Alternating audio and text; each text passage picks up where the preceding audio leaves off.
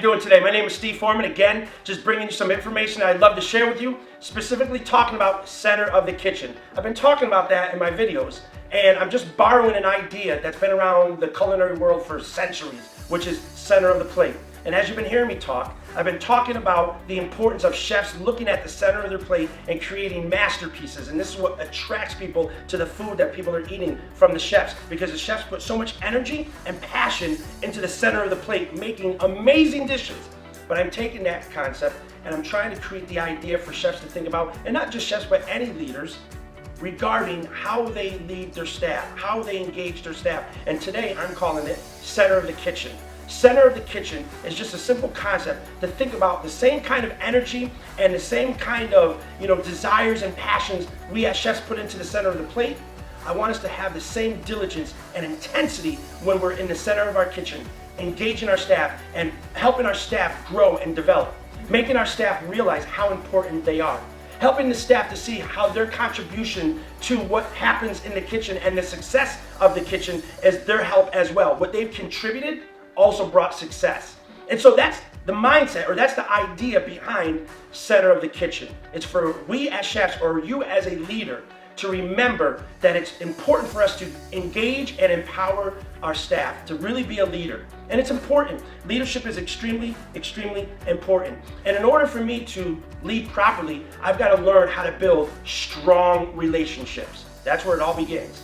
That's where it actually begins when it comes to empowering your people, is learning how to establish strong relationships. It's like any recipe, right? Any good recipe starts with great ingredients. It's like you're not going to use inferior product to do a recipe, because you understand what the results will look like at the center of the plate. Well, think about not having the right ingredients or the right things in building a strong relationship. What that will do to the center of the kitchen. What kind of influence that will look like in the kitchen among the staff, the morale. What will that look like, right? The interactions between one another. What will that look like?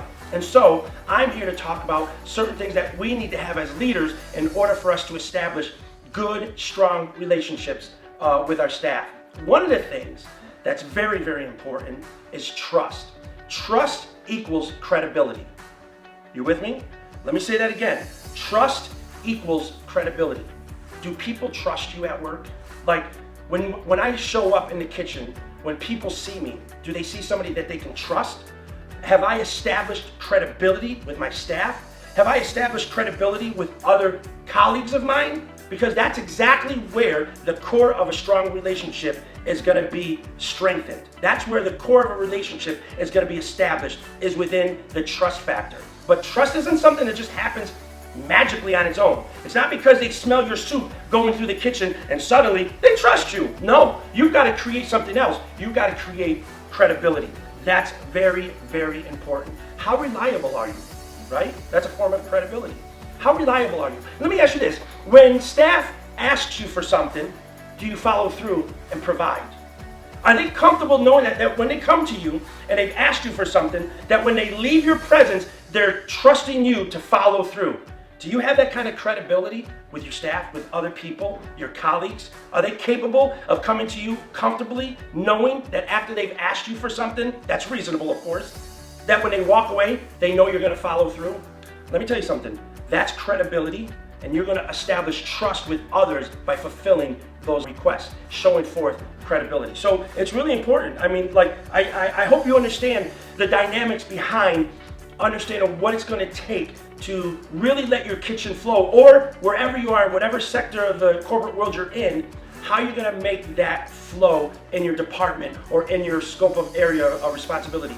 Making sure that you're establishing trust with others. And again, trust equals credibility. So again, this is a small piece of me just sharing with you. We're going to talk more in other videos, but I really hope that you're listening to what I'm saying and engage in thinking about, do people trust you? Can you go into a place that you work at and know that your colleagues or your staff actually trust you? Because it takes a lot of effort. Like a good recipe starts with good ingredients. A strong relationship starts with strong ingredients such as trustworthiness, credibility. Sound good? So I hope you enjoyed today. Again, we're going to keep doing this. I'm having a lot of fun. I hope you're having fun with me, listening to these videos, watching me go through a progression of ideas, sharing with you center of the kitchen. So until next time, God bless you, and I hope you have a great day.